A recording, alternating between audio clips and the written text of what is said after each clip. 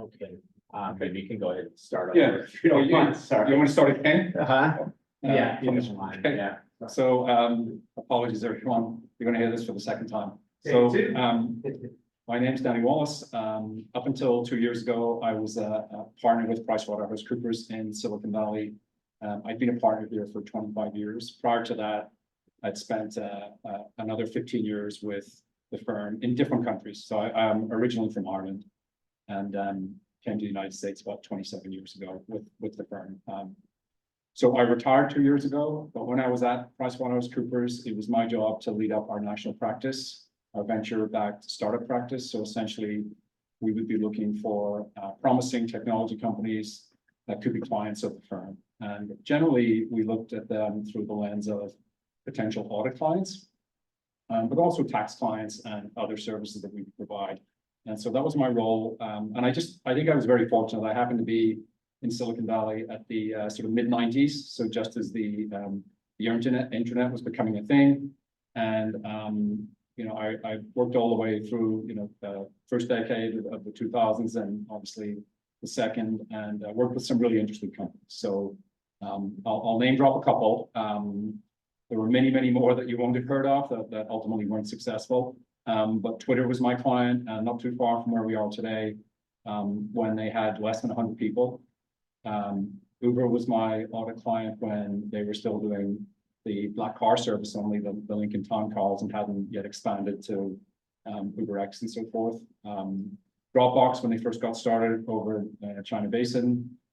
DoorDash when they literally had just started, and their first office was an old pet hospital in Palo Alto, and they hadn't taken the signage down yet, and so people were still showing up at this startup with their dogs and cats. That was kind of funny.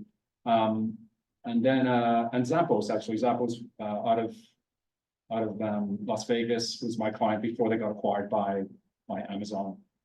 And lots of others, right? Lots of others that some of them were fortunate enough to make it through to the IPO, and others, got acquired along the way, or many others just, the businesses ceased to exist. But so this presentation, as Professor Lord said, it's really sort of my experience of working with startups, and you'll see we've sort of headlined it as an accounting bootcamp for non-financial entrepreneurs. It's very similar to a presentation deck that I did for some venture startups, really just getting their CEOs together and their founders together, and help explain why accounting and finance is important to the organization and why they shouldn't ignore it and leave it, to the last minute to think about some of the issues. So I retired 2 years ago. Since 2022, summer of 2022, I've been teaching at Santa Clara University in the business school, and so I'm pretty much doing that full time now, teaching to accounting undergraduates, and enjoying that a lot. So as Professor Lord said, just feel free to interrupt me. I know we've got nobody in the room here, so it's a little bit harder, but I do want this to be useful to you. So if at any point you have a question about what I'm saying, or you want more explanation and more context, just please let me know.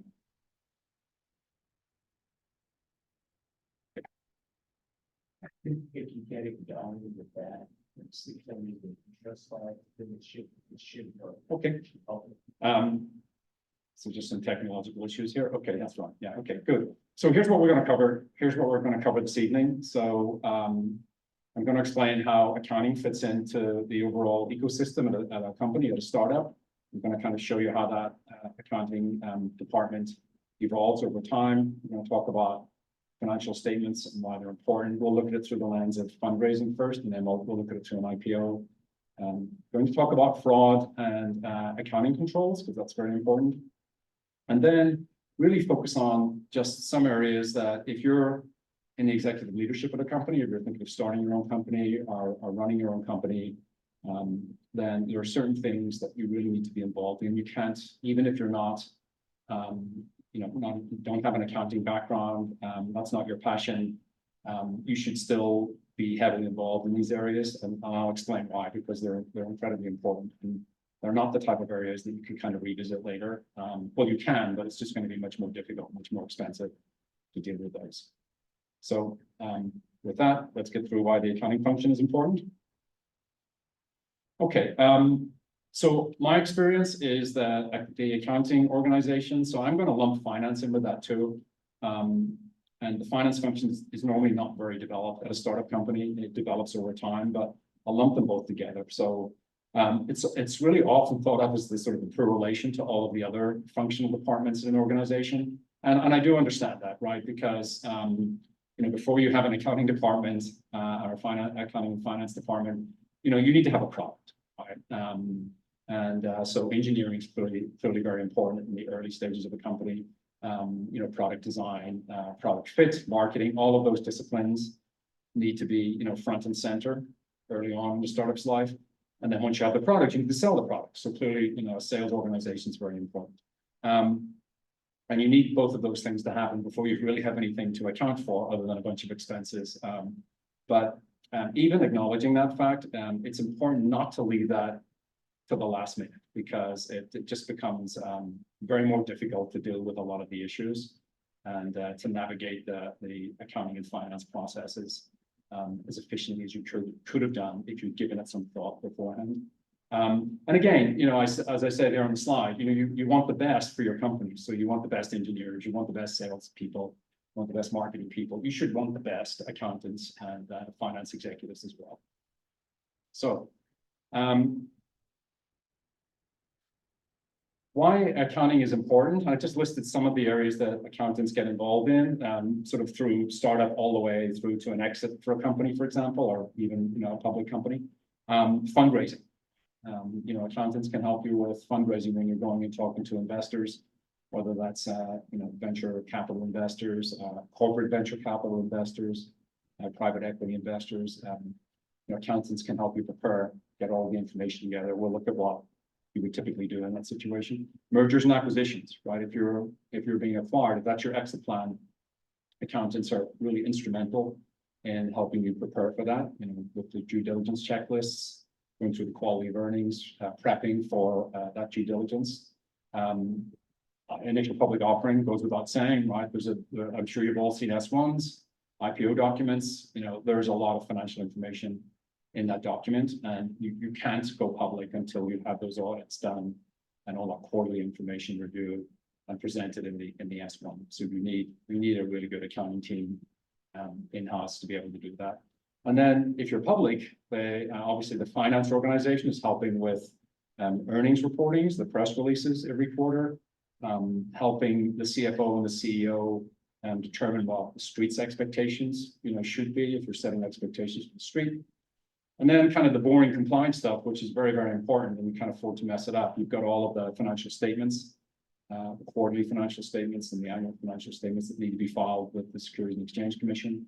You have audits, so you need an accounting team that can handle the auditors. If you don't have a really good relationship with your auditors, your life can become very, very difficult. And I know that because I was on the other side. And the best audits and the smoothest audits were the ones where I had a really good relationship with the board and with the executive team. Makes it much, much easier. Accountants can help with regulation.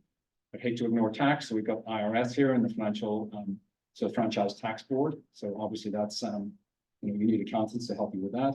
And then finally, if you're a public company, even as a private company, you really want to have some internal controls. And now it's under Sarbanes-Oxley, you have to have internal control of financial reporting as a public company. And really only accountants can kind of help you with that piece. And then obviously fraud prevention and fraud detection, two very important things that you're going to work very hard to raise money for your business. So the last thing you want to do is make it easier for someone to take that. So accounting and finance, very important. And one other important thing here is don't be cheap when you're looking at the accounting and finance team, right? You get what you pay for. So quality really matters with accounting and finance. The way it does with engineering and with sales, it's just you should view it exactly the same way. Okay, so I've just got some pointers here for I've headed this up as penny wise and pound foolish. It really is. You're going to get what you pay for. So being cheap up front is not going to help you in the long run. It's going to be much more expensive. So my advice to folks that are starting companies, just general advice really. It's not just accounting, but any other department, you want to hire quality staff. You want to hire them early enough that they can provide full value. If you're trying to solve problems later in this sort of cycle or process, it just becomes incredibly expensive. It becomes expensive because you're going to have to hire consultants to fix it. And consultants are expensive. The audit team is going to spend more time than it would have done otherwise. So that's an additional expense. So you're much better off just dealing with these things early and doing it properly. And you do that by getting the right people in place. High quality leader is essential because what they will do, and this happens in the Valley all the time, when a CFO moves, they tend to bring their team with them over time, right? So if you've got a high quality leader and they can bring high quality people into your accounting and finance organization, think of all the recruiting fees you're saving, and you're getting a high quality product, right? So you should really, if you're interviewing people, and I'm looking at the lens of accounting and finance, I'm sure this goes for any other discipline, but I would always ask that, who would they work with? Do they have any plans that, there are individuals that they'd like to bring into the organization if they were to join the company? And then if they're not able to, then that to me would be an indicator that they're not the high quality leader, they portrayed themselves as. You'll get tons of referrals from, I've said here, from venture capitalists, attorneys, board members. Be very, very cautious. And the reason I say that is VCs, board members and attorneys, they're not that close to the ground, right? So they really don't know what's going on. A venture capitalist may have had a really good outcome at an investment and just automatically assume that every person in the finance team that was associated with that company is a great hire. And clearly we know that's not true, right? So when you get these referrals, you're going to have to vet them very, very, very closely. Obviously, like anything else, there's backdoor vetting and channeling that you can do, but you really want to make sure that you're hiring the right people. My impression over 3 decades here almost is that there's a lot of mediocrity out there, right? And I think a lot of that has to do with people just not understanding GAAP, not understanding SEC regulations. So quite often, finance and accounting teams in particular, don't get challenged, or if they get challenged, they're able to kind of rebuff a challenge because board members, even board members that are on audit committees, have the depth of their knowledge, is limited in some cases, and certainly for CEOs, they really don't understand if don't have an accounting background, they really don't understand GAAP, all of the complexities associated with GAAP, and maybe they're frightened about GAAP as well, and so. My advice is, and I would see it all the time when I was audit clients or other companies that we were thinking about working with, is just generally the quality is not exceptionally high, which is why I think you need to get a really good high quality leader and have that person bring their team over. Okay, but I did want to say, in case you need any more convincing, CFOs can be just as charismatic as VPs of sales and CTOs, and here are a few charismatic CFOs that. Maybe they ended up having a vacation at the government's expense for a few years, but don't hire any of those people. That was my attempt at humor. So it works better if there are people in the room. Professor Lawrence laughing. I just want to know that. Okay, so that's my pitch for why accounting is important, and what I wanted to do was just explain what the accounting organization sort of looks like in this part of the world. So I've done it by stage of financing. And so first stage of financing, I'm ignoring friends and family, when you find out who your friends are and which family members like you after you've asked them to invest in your startup. And we'll go straight to seed stage, right? So typically at that stage, there's no CFO, right? I mean, you're really just getting started. You don't need a CFO, and I'd be the first to admit that. Any accounting that you need to have done, you're probably outsourcing. So there are many firms in the Valley here that will provide their services on an hourly basis. They'll run QuickBooks. They'll track all of your payments and your expenses, and they'll prepare your balance sheet and your income statement, which you'll probably need at some point when you're going out and raising the next round of financing. So that's really just maintenance. They are doing one thing that's very important, right? They're paying your employees.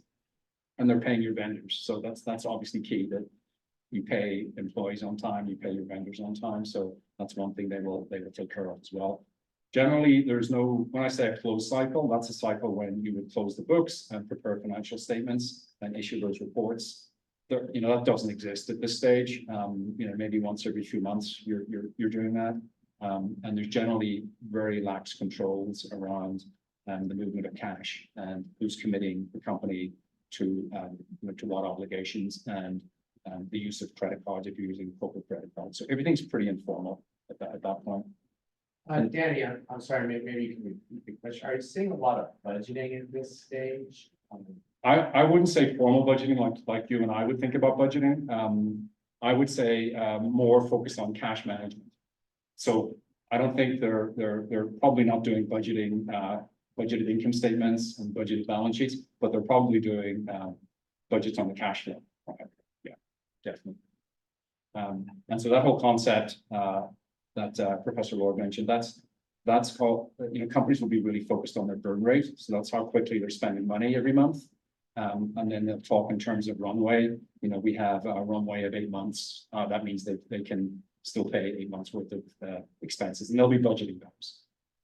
And if they have investors at this point, angel investors, maybe, I'm sure they're getting regular updates about what their burn rate is and kind of the runway they have left.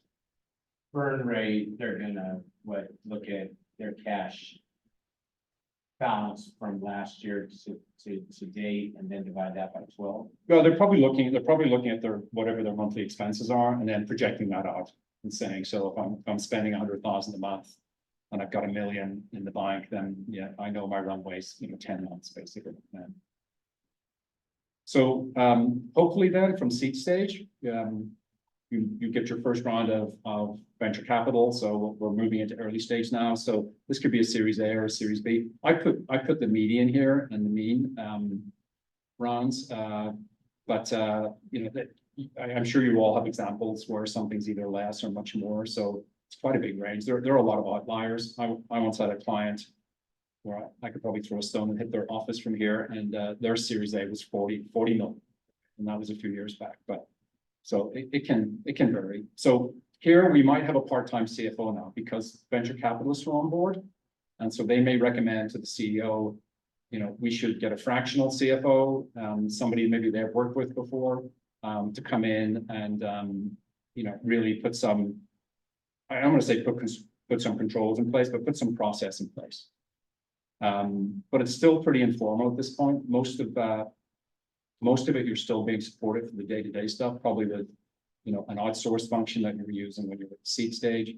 Maybe you hired an accounting manager, maybe you're able to justify that hire, and someone's in-house, that's your accounting department effectively. They're paying your bills, they're making sure payroll's done and so forth. But everything's still pretty manual, probably still on QuickBooks Online. And so you haven't progressed too far from the seed stage.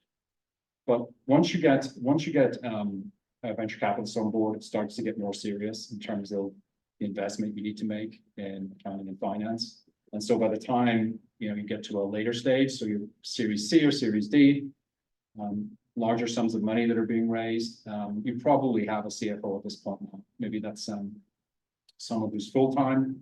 You've got more in-house personnel. At this stage, on a Series C and Series D, you've probably got a product that you're generating revenue from. And so you're going to have customers. So we were focused before on paying expenses and managing our disbursements. And now we have that. Plus we have to manage our collections, right? We're selling to customers, we're collecting cash. So that becomes more important. Probably going to automate some processes now. Come off that, simple QuickBooks, maybe go to a smaller software package, maybe a NetSuite, something like that. You're starting to put in a more formal process for closing the books. Maybe you're doing that every month. Maybe you're having board meetings every 2 months. So you're presenting a package of historical financial information to the board. So the CFO is clearly leading that process.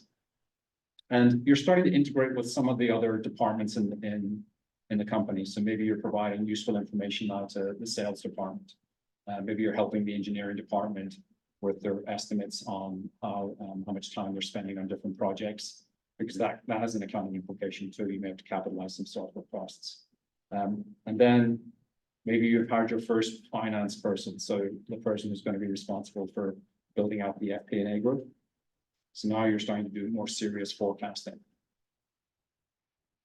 And then when you get to the, I've just called this last stage sort of venture growth, so pre-IPO, so everything's getting a little bit more serious. This is where I would say you want to make sure now, at the start of this process, you've got the right people sitting in the right places. So you've got the right CFO, and that person can take you through, the next iteration of the company, through IPO and a little bit beyond. But now maybe you're doing other things that are more sophisticated. Maybe there's foreign currency transactions.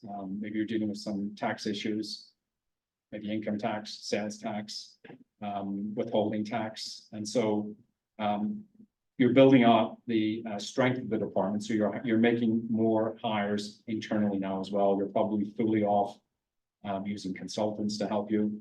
And you've got a very rigid, I wouldn't say rigid, maybe regular close process where you're reporting information and building out a full package along with maybe a forecast. And that's the information you're sharing with the board. So that's kind of the trajectory for the life cycle from seed through to through to pre-IPO company. And then clearly when you go public, you're going to add a lot more people to deal with the regulatory aspects of financial reporting. You're probably going to build out the FP&A team a little bit more to deal with investors and analysts and preparing presentations on the investor relations side. Okay.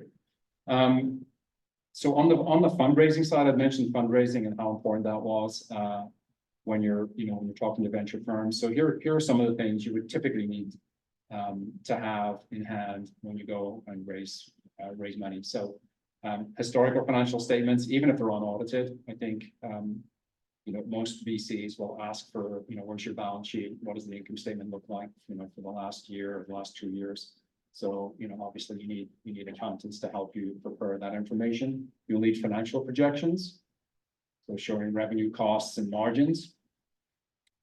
Maybe 12 months in detail, so monthly projections for the first 12 months, and then maybe annual projections for the next 2, 3, 4, 5 years.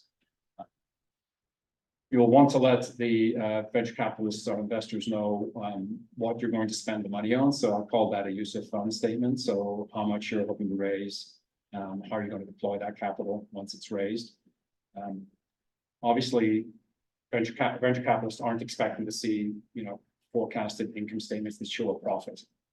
I did help a couple of startups in Ireland when they were looking for money from Sandhill Road here. And they had given me their projections, and I think they were profitable according to these projections in maybe year 2 and year 3. And I told them, like, if you're going to be profitable, then in essence, you really don't need to raise money, right? You can generate it from the operations of the company. And so you need to go back, revise those projections, show why you need the capital, and really focus on growing that top line, even if it means that you're going to be incurring losses, for the first few years. That's probably what the investors are expecting to see in your deck. Some other things that are non-financial for fundraising, I called it the capitalization table. So that's your shareholder register. So your record of who owns which shares. So you want the name of the stockholder, how many shares they own, what they paid for those shares. So you'll have that in the cap table. Venture capitalists will want to see that. And that's a good time to make sure that that's comprehensive, right? Because if you've made any side agreements with anyone, and that could even be, warrants that you've given them on company stock, or options that you've given them on company stock. And we're talking now not about employees, but about service providers or other investors. All of the VCs will want to know that information because that impacts the capitalization table, and that will impact dilution, and it will impact how much of the company they own. And they'll need all that information squared away. We probably have to engage a law firm to make sure that that information is accurate, and they'll probably have their lawyers talk to your lawyers and make sure the cap table is 100% accurate. One of the one of the stories that I quite like, and it's public story, was with one of my own clients, which was GoPro. So when GoPro first got started, Nick, who was the founder and the CEO of GoPro, he was, I think his college roommate was maybe, we'll call it his first employee, inverted commas, but his college roommate was helping him sell cameras, as they were driving up and down Highway 1, was stopping at sort of surf shops and selling the initial iteration of the GoPro. And obviously at that point, the company had no cash, or very little cash. And so Nick had made a promise to his college buddy that if he ever sold the company, he would give him 10% of whatever the sale proceeds were. And so it was never in writing, but it was a verbal agreement, so therefore a legal agreement. And Nick being a very honorable individual, I can attest to that. So we were actually there in the building in Half Moon Bay, their office in Half Moon Bay, when we were doing the audit, the very first audit, and this colleague roommate came into the office, and Nick had handed him a check for $6 million because Nick had just sold a percentage of his equity to new investors, and I think he'd sold it for 60 million. And so 10% of that was the 6 million, and you know, obviously those investors asked Nick about that, I'm presuming, and Nick had said, yes, I have this promise that I've made. And clearly that wasn't the end of it. I think this individual then, I think what the board did was they gave his roommate a stock option agreement and sort of in full and final settlement of that promise. And I believe that's the entire story that was reported in the press. And I think that was worth, I'm going to say that was worth over $100 million at the peak. So I don't know whether that individual exercised the stock option agreement and sold the stock, but still. So my point there is, if there's anything like that, any of these arrangements that have been made, you know, they need to be put on the table, you know, at the time you're doing the fundraising. Maybe the last thing Your point was going to be get a good college. Well, yeah, that's yeah. Yeah, I think when I brought this story up before, I ended up saying I went home and yelled at my kids and said, why can't you have a college roommate like Nick's? But yes, exactly. But the other point I was going to make here is the board composition. Normally not a problem in the US, but I've seen it in Europe, where whenever anyone invests in a startup, yeah, for whatever reason, they seem to get a board seat. So by the time they get to the US, you know, they have 10 people sitting on the board, and obviously that's not going to be acceptable to Silicon Valley venture capital firm.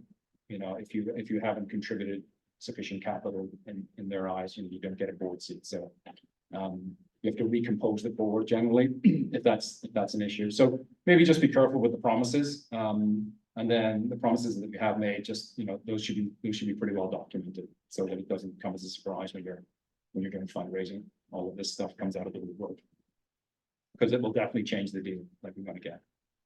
So that's fundraising.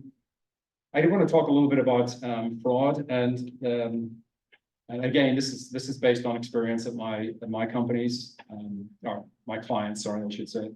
And there are three types of fraud. So we're only going to talk about one. So there's accounting fraud, such as, you know, overstating revenue, understating expenses and liabilities. So those 4 CFOs that I had the picture of, that was all accounting fraud. And they went to jail for their accounting fraud. There's business fraud, right? So we can have bad actors, you know, using your platform to enrich themselves. So, you know, maybe think of eBay or Poshmark or something like that, where, you know, bad actors will sell something that's not what they said it was, but, you know, they get paid for that, and then they disappear off into the sunset. So that would be an example of business fraud. So we're not going to talk about the first two of those. What I wanted to focus on was just internal fraud, and so that's fraud that's committed generally by your employees, right? And every business has fraud. I put some statistics up here. So 2/3 of US small businesses. And the most common type of fraud is what's called asset misappropriation. So think of that as, you know, stealing cash, or, you know, stealing a laptop, stealing some property. So those are definitely the most common types of fraud. that we would deal with at startups. And most of those are uncovered through tips, right, by fellow employees and so forth. So we'll look at a few of those. So again, I always want to say this list is not meant to be a suggestion, and it's definitely not exhaustive. There are other types of fraud schemes. So these are the ones that I've seen most common. So let's just run through these, and they can be very expensive. I put the Association of Certified Fraud Examiners estimate up there that the median loss is 200,000 for a small business. If you've raised $1 million from friends and family, or 2 million from seed, losing 10 or 20% of that, it's quite serious, right? So personal expenses characterized as business expenses, plain old fashioned fraud. I went to a conference in Vegas and I didn't, right? It was just it was a personal trip, but I submitted my expense claim for reimbursement and got reimbursed. And you tend to find there's not a lot of scrutiny at startup companies. Remember the very first slide, the earlier slides when we were talking about what an accounting department looks like. There's generally not anyone specifically with the job description of, review all expense claims and verify their authenticity, right? That generally doesn't happen until we put some controls in place. So a lot of these frauds go undetected. Expenses never actually incurred, but submitted for reimbursement. So think Adobe Photoshop. I did take one genuine business trip. So I had some flight tickets and a boarding pass, and I had a proper hotel bill. I had some restaurant bills. Well, I just worked my magic on it, and I wait for 3 or 4 months, and I submit a bunch of fictitious documents, for a trip I never took, and I get reimbursed. And I actually had one. This is actually a public company, and it was a regional sales manager who was based in the Midwest somewhere, and for whatever reason, he stopped visiting, clients and going to conferences, but would submit, false receipts for all of this. And this had been going on for 2 or 3 years. And it was only when the CEO met with one of his customers and said, "Oh, we haven't seen Danny for 3 years. What's going on? Is he still working at your company?" And then that's how that got discovered. And that person was obviously fired immediately.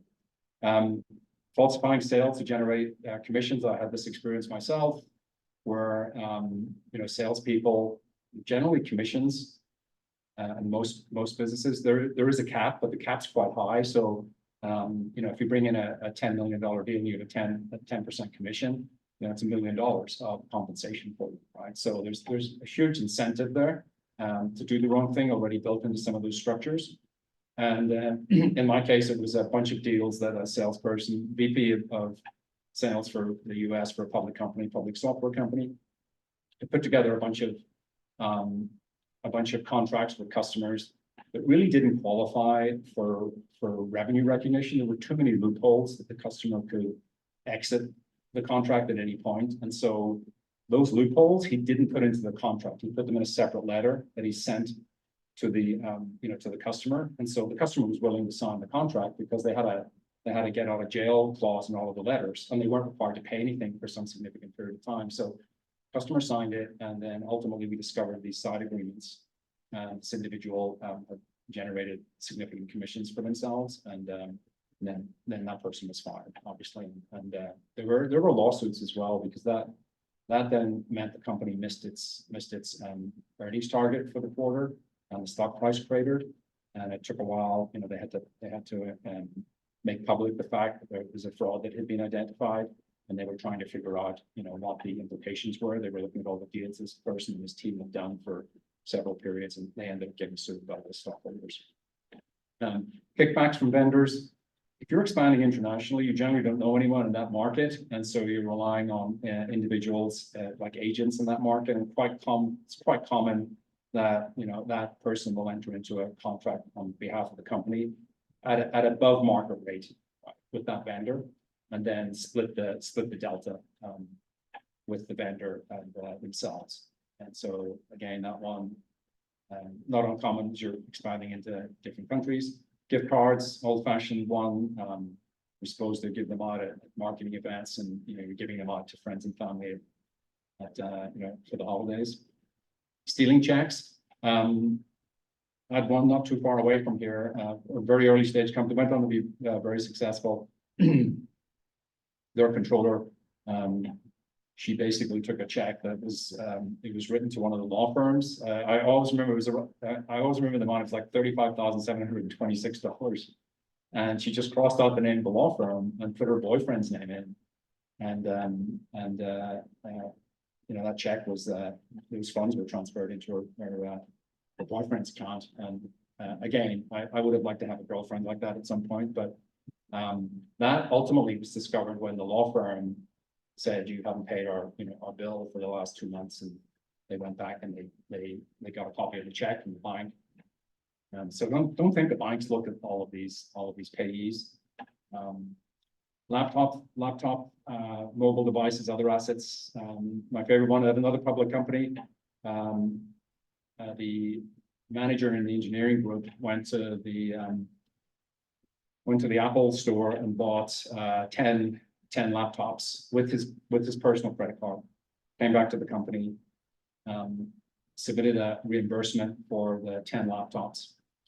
Put the laptops in his drawer, did not distribute them. When he got reimbursed by the company, he took the laptops back to the Apple store and returned them, and then obviously got a credit back on his personal credit card.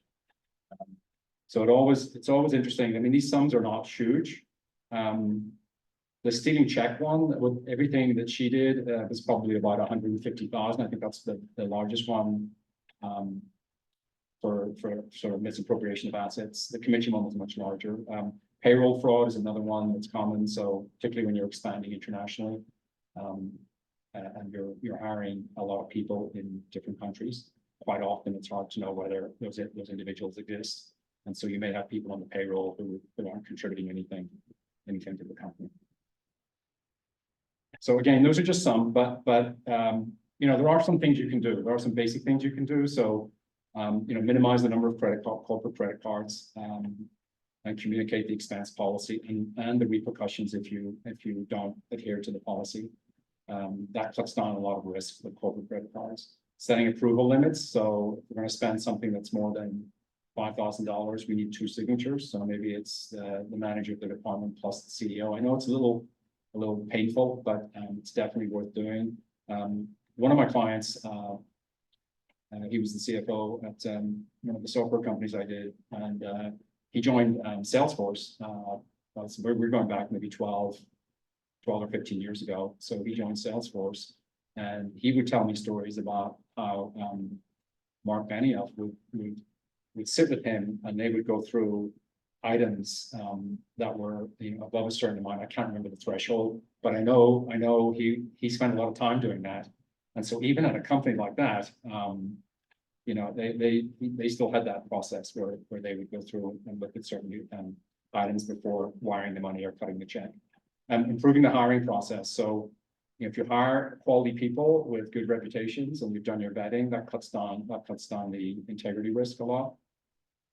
Training subordinates to do different people's jobs. One of the hallmarks of someone who's committing a fraud, generally accounting fraud, is they never take any time off because they need to be there to perpetuate the fraud. And so there are many examples of accounting fraud where eventually that person goes on vacation and the whole house of cards kind of fall. So training subordinates to do jobs and fill in for people and making people take their time off are some other things you can do. Adding supervisory reviews, that helps. And then as a public company, you're required to have a whistleblower hotline. So, a 1-800 number or an email address where it's anonymous and you can report suspicious activity. I know it kind of sounds like sort of a big brother and snitching, but that generates a lot, or exposes a lot of these frauds as well. So I think it's important to put these controls in place because it's as I said, you work hard on fundraising and you're managing your cash, very closely in the early stages of the company. So the last thing you want to do is, hire a controller off Craigslist and have that person rip you off, for 10 or 20% of what you've raised. And sometimes you won't even find out about it until they're gone, long gone. And very few of these frauds are ever prosecuted. I think it's expensive to prosecute them and prove them. And there's also the publicity issue as well. Okay, I did want to talk fraud as well, but it's about cyber risk. So, two things. I mean, obviously, there's clearly many areas of cyber risk, and we can see the FBI's estimate there in 2023. It's growing every year. So the two that I wanted to talk about, and they're both personal experiences. So the one is the spoofed email. So you're the CFO, and you get an email from the CEO, asking you to wire some money, and I'll show you an example in a minute. So that's one thing to look out for. The other one, which is very common, is whoever is running your accounting department, so accounting manager, or if you're a little bit larger, maybe you have a accounts payable clerk that's running all of the AP ledger. They'll get an email or a letter even from the vendor. It'll look like the vendor, it's not the vendor, and it'll basically say, look, I just want to let you know, we switched over to Wells Fargo from Bank of America. Here's our new banking details, and can you please update your master file, your data records, and from the next payment and pay us into this bank account. And so they'll do that happily. Doesn't get reviewed, seems to make sense. The email looks to be the person that you used to dealing with at that company. And so then when you run the next check run, you're paying the bad actor, and it takes a couple of months for the original vendor to work out that you haven't paid, and call and sort of connect the dots and figure out what happened. That one's very, very common, and it's somewhat a clever one. I don't want to give too much credit to these people, but it goes in at the right level in the organization, right? It's not going to the CFO, it's kind of going in at the AP clerk. And so that person is just busy processing stuff. And sometimes they do it without thinking about it. The last one here is just not just your finances, but also your intellectual property can be stolen as well. I had one client, they were using a third party repository where the engineers were writing code, and they had all of their IP basically sitting in these silos at this repository, and somebody came in and basically stole their IP.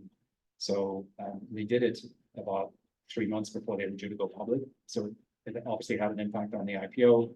There's a lot of discussion with the SEC, a lot of disclosure that went into the document. This company was a SaaS business. They don't think someone was specifically trying to, emulate their SaaS business and start it up in whatever country, they were from. It was more, I think they just were fishing for, whatever they could get, and they actually got all the source code. But I guess with SaaS companies, the source code, your IP changes every day, right, as you add features. And so ultimately didn't do much damage, but obviously something you want to avoid. So it's not just the financial data, it's other data too. So this one I wanted to point out. So this happened a few years ago now. And this was my client. It wasn't my client at the time. With public companies, you roll off after 5 years. So I think I had rolled off this maybe a year or two earlier. I did the IPO for Ubiquity. And they, very profitable company. I mean, they have very high operating margins, and the way he set it up, he really didn't have a marketing or a sales function. He used the channel, to basically sell his product. So he saved very significant amount of operating expenses and was very profitable. He ran the company pretty thriftily, so they definitely weren't bloated in the G&A side, and so they were used to doing things very quickly.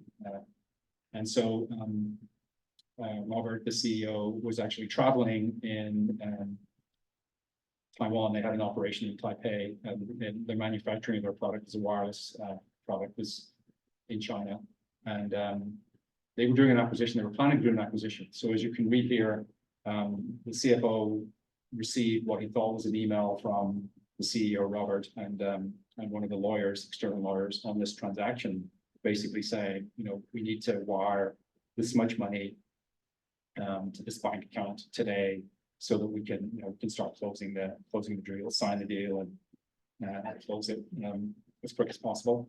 And so Robert was traveling. CFO, who's a good guy, couldn't get hold of Robert, and decided that he would wire the money. And so he made the first wire. And of course, if you're on the other side of that, You just sent an email and you get a, you get a wire back for, let's say, $4 million, what's the next thing you're going to do? You're probably going to send another email saying, hey, please, we need more money. And so you can read here, they made 14 wire transfers to various bank accounts in these countries.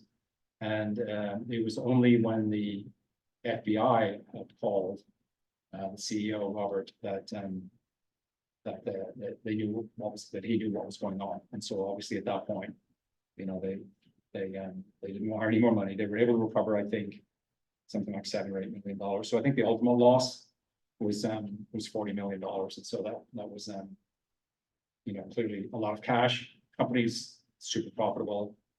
It's the proverbial cash cow. So it didn't take very long for them to make that up. But just one example, and I will tell you there are numerous others. I could probably give you half a dozen others that are public, but there are way more that aren't public, right? That haven't been disclosed because it's not material to the financial statements for those companies. This one was material; they have to disclose it. So it happens. It happens a lot. It happens. You'd be very, very surprised. So, companies put steps in place, and I think that ironically, I think because this was a thing, we had sent a short email to all of our clients saying, hey, if you get an email like this, verify it either by texting the individual who you think sent it, or calling them some other way other than obviously replying by email saying, hey, did you mean to send me this? And so we had sent it out to all our clients, obviously a lot more elaborate than what I just described. But then, a month or two later, this happened. Okay, so that's fraud and controls.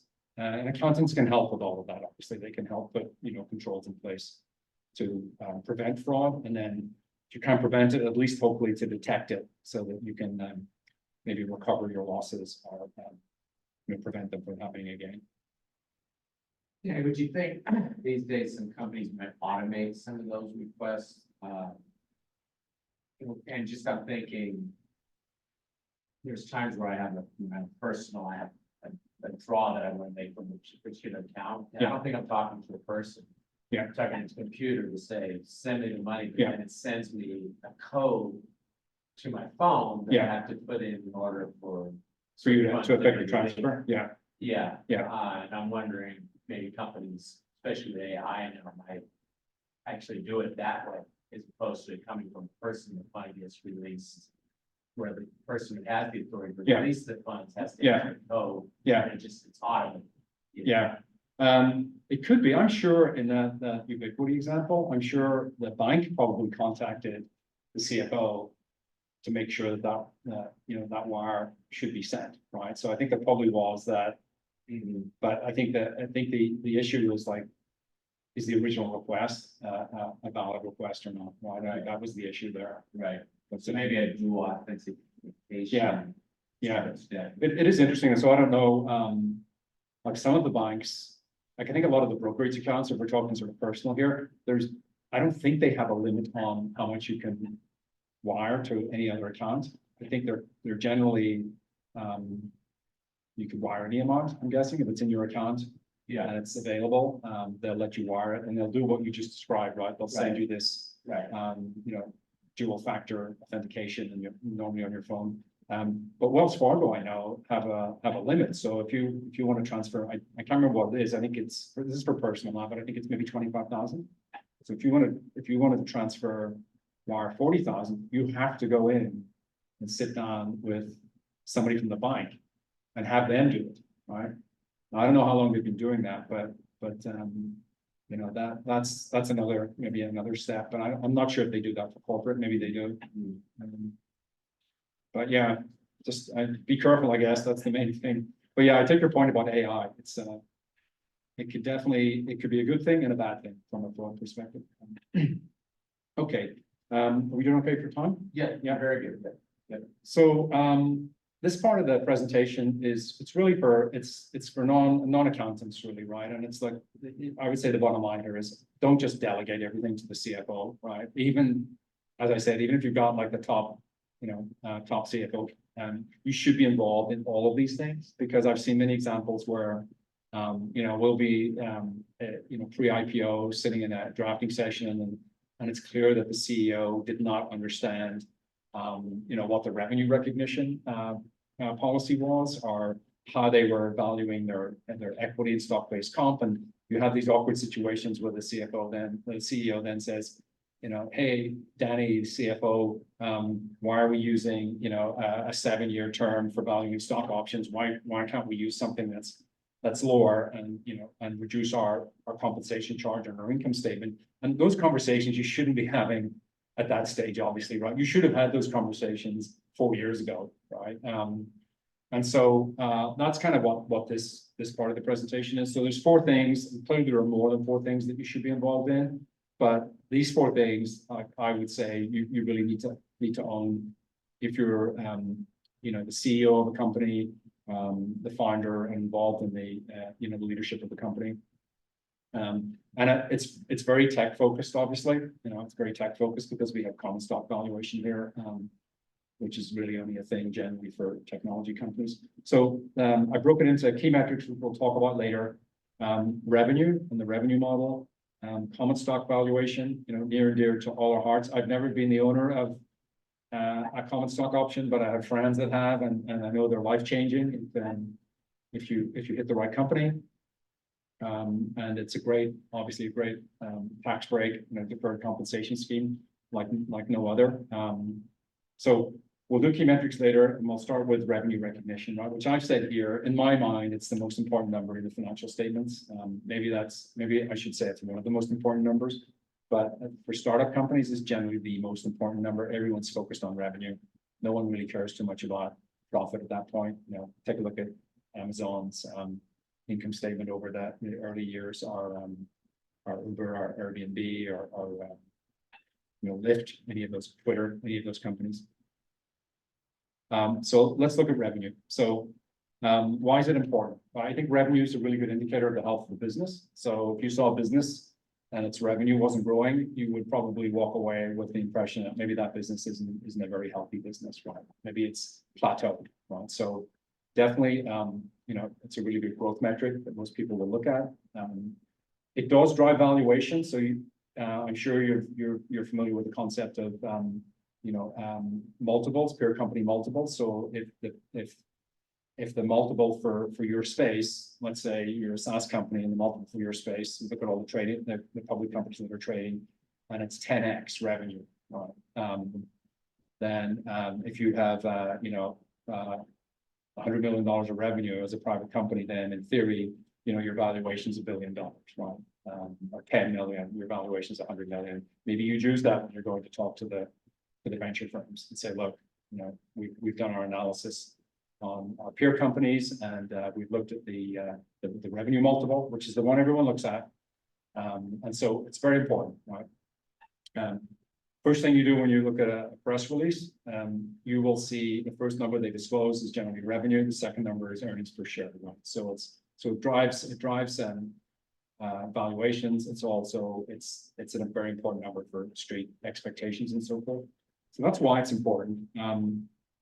Now, different industries have different revenue recognition methodologies, and I just pointed to 2 here as just to give you a contrast. So we think software. So, and maybe think Oracle a few years ago when it was licensing software, very lumpy pattern of revenue recognition, right? So you generally would recognize the license fee, upfront, right? As soon as you sign the deal and deliver the software being downloaded. So then there was no other revenue event for that contract unless you'd sold some post-contract support and some maintenance, and you recognize that ratably over that maintenance period. A good model, if you get to the end of the quarter, you're 2 weeks to the end of the quarter, and you need to really generate some buzz and get some more sales going to meet your revenue target. You have an opportunity to do that. You can go out and sign a number of licensing deals. Generally not the best quality licensing deals if you're signing them at the end of the quarter, because you're giving discounts and your pricing is a little softer. But you could do something to meet the quarterly expectations. So there's benefits and disadvantages there with that type of model. Now think of software sold as a service, right? So SaaS, Salesforce, not too far from here. That revenue is, it's recognized ratably, right? So you sign a contract for 5 years, you're recognizing the same amount generally. I'm simplifying here, but generally every day, right, for that 5-year period. So it's great for predictability, right? If I'm setting expectations for this quarter and next quarter and the rest of the year, I pretty much have half my revenue in my bag, right? Because I've got these contracts that are contributing revenue over time. The bad thing about it is if I'm in a hole for a quarter, even if I go out and sign 100 deals on the last day, I'm only going to get 1 day of revenue from those. So again, pick your poison. And I'm just using software as an example. Would you rather have slow and steady with SaaS, or would you rather have licensing where you've got some flexibility to move the needle on revenue? Another example, and again, we're industry specific, and we'll get into this in a little more detail, of what I'm calling sort of platform companies and marketplaces. So, think of Uber, think of Lyft, think of DoorDash, Poshmark, Eventbrite, companies that are the merchant of record for the transaction. So they're handling all of the money, but they will only include a small piece of that as their revenue because they're the agent in the transaction. They're not the principal. Right? And so this whole concept came in with technology. And so the rules had not been written for this until these business models started appearing. And so that's another example. You can tweak your terms and conditions and get a gross number where you're the principal in the transaction. Or you can tweak them the other way and get a net number where you're the agent in the transaction. So same transaction, you're handling all the money because you're the merchant of record for the transaction, but you're getting a different result in your income statement. So these are things that you need to be involved in to decide whether you want, the gross number or the net number. And there are advantages and disadvantages to both. And we'll get into that. Maybe a good example is you think about Apple. So Apple's got 2 revenue streams, products and services. Services are what's sold on the App Store. So Apple has a set of terms and conditions where it makes itself the agent for all of those App Store purchases, right? It's not the principal of the transaction. So its revenue is just the 30% it keeps from the publisher, from the developer, right? So if you think about their revenue, let's just use $30 as their revenue for that transaction. But the gross margin is almost $30, right? So they've got a $30 revenue with very little cost associated with it. So very high gross margin on services. Now, if they had set that up as being the principal, they would have had $100 of revenue, $70 of cost of revenue, and $30 is gross margin. So a 30% gross margin product, but they'd have higher revenue. So from that, we can tell they prefer a much higher gross margin product. Right? They're willing to sacrifice the revenue so that they can get as opposed to getting a 30% gross margin, they can get something that's probably 90%. So you need to be involved in this, right? Clearly, what model do you want? How do you want the terms and conditions to look?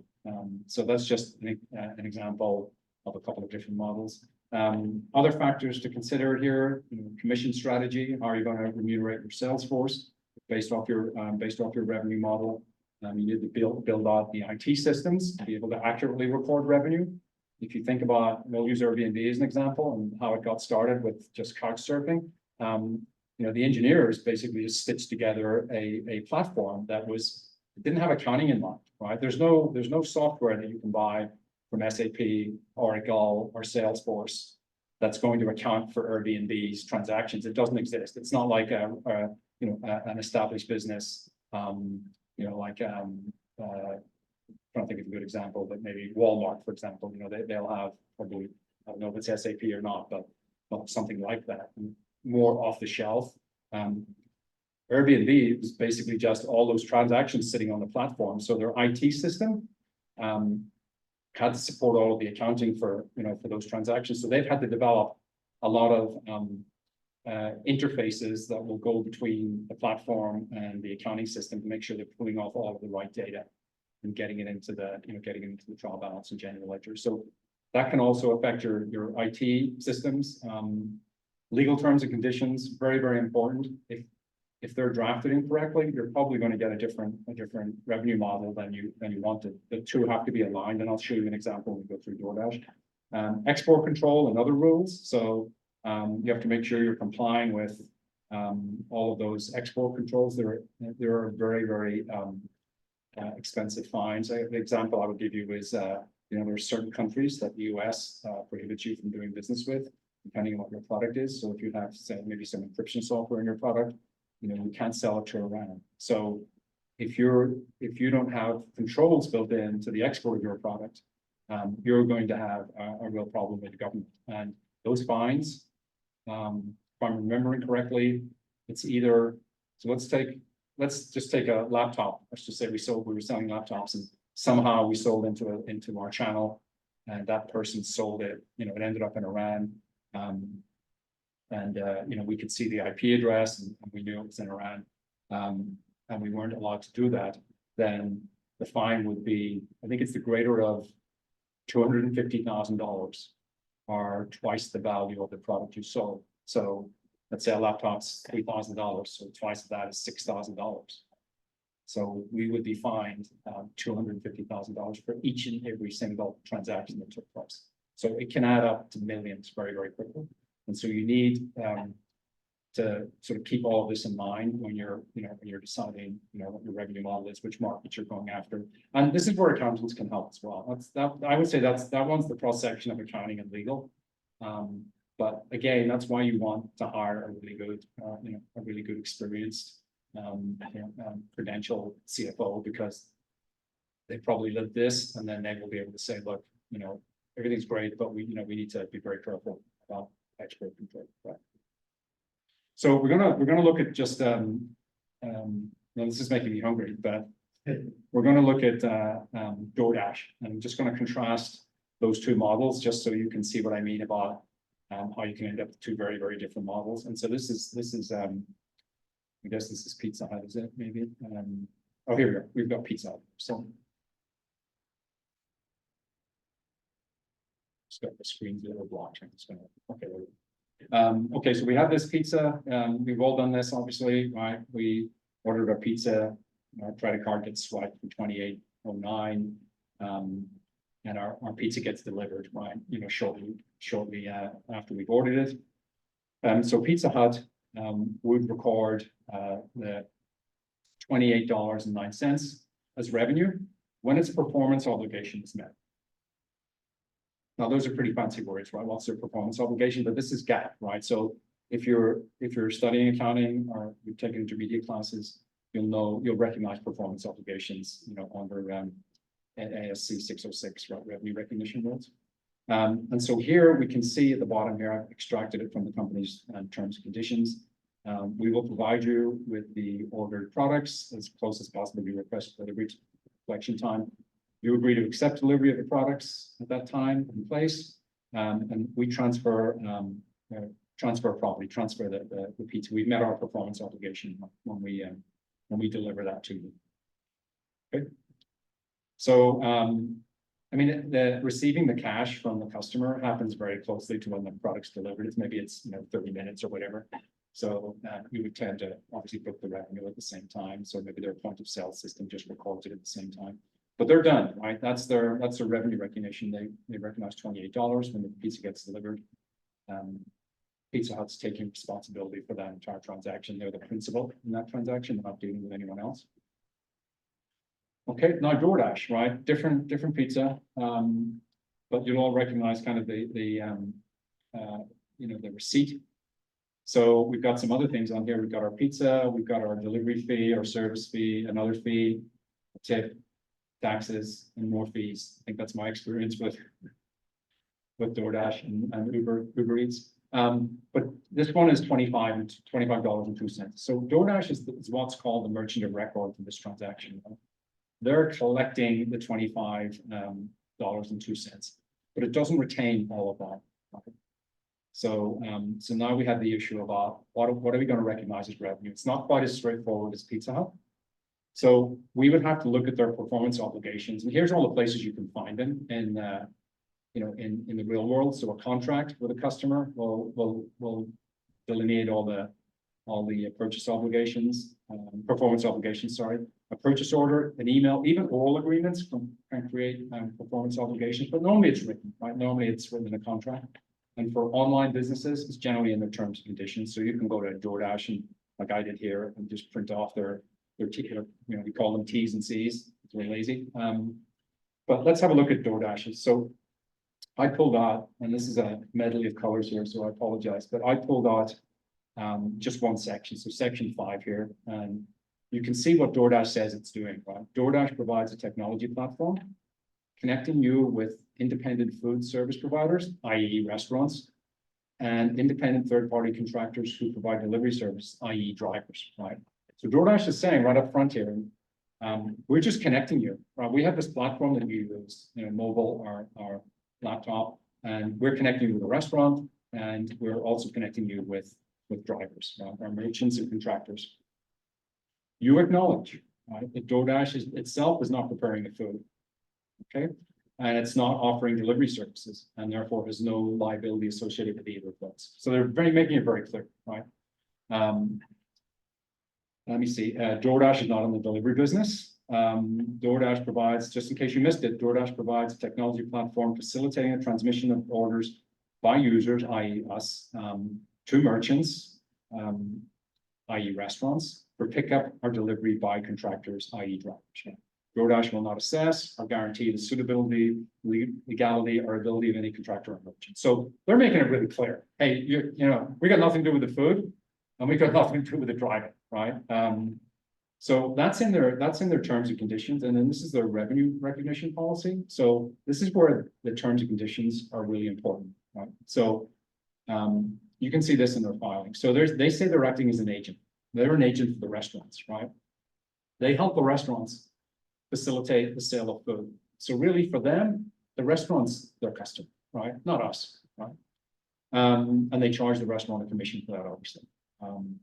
And then when it comes to delivery services, they are acting as an agent for us in helping us with the delivery services by connecting us to dashers, right? So the drivers. And their role with the delivery service is just arranging delivery opportunity for the dasher, for the driver. They don't control that delivery service itself. So because they're an agent, right, and they're not principal like Pizza Hut, right? They're recognizing revenue on a net basis. So you see that net basis. And that's the amount that's collected from consumers, so $25.02, less all of these things that are remitted to merchants and dashers. Basically, whatever's left over after they pay the rest. So Danny, and I know I've asked you this before, but I forgot the answer. So I order pepperoni pizza. Yeah. And the driver eats all the pepperonis off. Yeah. Pizza.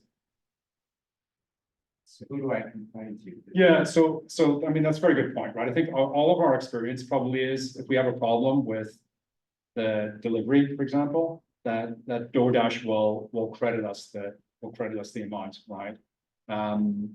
Or tell us to keep it, and they'll just reverse the transaction, right? Or they'll provide something. So now this is the question I didn't speak. Yeah. Now I'm thinking. So they're doing all this, and the idea being that their gross margin will be say 100%. Right? Yeah. Because whatever they charge. Yeah. We hook this up is with their revenue. Yes. Essentially no cost for Yeah. that. But, and that's driving the accounting, I get that, but if they're gonna end up reimbursing. Yeah. Me, then in effect, haven't they, through their action, become. Now I'm getting to like. They're taking responsibility. Yeah, Sort of the primary obligation. Formal substance, yeah. Yeah, I mean, it's a really good question because this is the pivotal point. And so when I was working with Uber and we were helping them kind of rearrange their terms and conditions, there is a very fine line, right? So, you have to be very careful not to put yourself in the place of the restaurant or the driver. So what they would say is they're making an accommodation and it's purely discretionary. There's nothing in the contract that says they have to do that. They could tell you, I'm sorry, but you saw the terms and conditions, you clicked all of this stuff. We told you we've got nothing to do, with the food and the delivery. So, you're on your own, right? They could do that. You're probably not going to order from them again, right? So they're able. Saying basically, I'm the only person who worries about this. Yes. Well, I think the SEC probably worry about it as well, right? I can't remember I can't remember when, I'm thinking Uber now, when we got the comments back from the SEC, I think there were some questions around that, but I think if you can demonstrate that, It doesn't happen enough to be a material concern. it doesn't happen enough to be material, and that if someone does it frequently, then you've taken, you won't accept orders from them, they're kind of barred from the system. And so you'll do it one-off. I mean, I don't know how much, let's say we ordered from DoorDash once a week for a year, right? So that's 52 orders, and maybe we had one that we had an issue with. And I think we would say that's just discretionary. It's not normal business practice, but it's a really good point. Same thing with Uber and riding and rides, right? But let's have a look and see what that means for them. Okay, so I mean, I didn't put amounts here because it's been a while since I worked with DoorDash, so I'm not sure how they're all split up now, but basically the restaurant, so let's look at DoorDash gets its commission. Let's start there. The tax is withheld by DoorDash and paid over to the franchise tax board. Driver gets the delivery fee and the tip, and then the restaurant gets the subtotal less the commission that DoorDash keeps. And so very different from Pizza Hut, right? Where Pizza Hut kept the whole $28, whatever it was. And so if we look here, and it's a little bit hard to see, I pulled this out of their S1, I think, when they went public. But that top one is called marketplace gross order value. So think of that as the total value of the order. That's the 2502 times all the orders. So you can see in 2020, that's a $24 billion number, right? 24.7 billion. Now, if they were the principal, they would recognize that as their revenue, very roughly, right? Obviously, we finesse it a little bit, but that would be their revenue. So you see, that would be their revenue growth, 2.8 to 8 billion to 24.7. But look below that, you'll see that is their actual GAAP revenue. So in 2018, it was 291 million, 2019, 885, and then they got to 2.9 billion in 2020. So if we come back to the question you were talking about gross margin. So if you imagine they tweaked their terms and conditions and said, hey, we're responsible for everything. So they would recognize in 2020, they would have recognized 24.7 as revenue, and they would have had a gross margin of 2.9. So I don't need the math there. What's that? 11% maybe, 11% gross margin. No one's investing in that business, right? So I would say the gross margin is probably part of it. I would also say the other part of it is having these drivers as employees, right? That would be the other part, because if you say you're responsible for everything, then all of a sudden, those drivers become your responsibility too. And then you get into the whole debate about, gig workers and whether they should be treated as employees. And clearly that's going to have an impact on the cost base. So I don't want to put words in their mouth, but I'm sure that was probably part of, the terms and conditions structure. Not necessarily all of it was financial focused, but certainly some of it must have been, well, if we have all these liabilities, we're going to have a totally different cost structure. So that's revenue. And so if we can move on to common stock valuation. So I've broken this up into a few different areas. So strategy for compensation. It's like in the valley here, and like if you're not offering stock options or restricted stock units, it's going to be very difficult to hire somebody if you're a technology company. It's just so central to everyone's compensation policy. Like I said, I've never obviously had stock options. I've always worked for PwC, but I have friends, and it's all they talk about when they're if they're looking at for jobs. They don't even talk about the salary and the bonus, right? It's how many options, what the exercise price is for those options, and so forth. So it is a huge wealth creator for founders and employees, and it generates, from an accounting point of view, it generates a lot of work for accountants because we have these massive stock-based compensation charges that run through the income statement. It's got very favorable deferred tax rules. I mean, if you're looking at an incentive stock option, which most rank and file employees will get, in theory, you get those options, you earn them, you don't pay any tax on those. You can structure it so you don't pay any tax on those until you sell the stock. So you'd exercise the option, not a taxable event for an incentive stock option. You hold the stock for a period of time, you wait for maybe a year, and then you sell it, and you get capital gains treatment, right? So, what's capital gains? 20%? 20% right now. If you had sold it before the year, it would get taxed as ordinary income, and if you're at the top tax rate, that's 37% federal.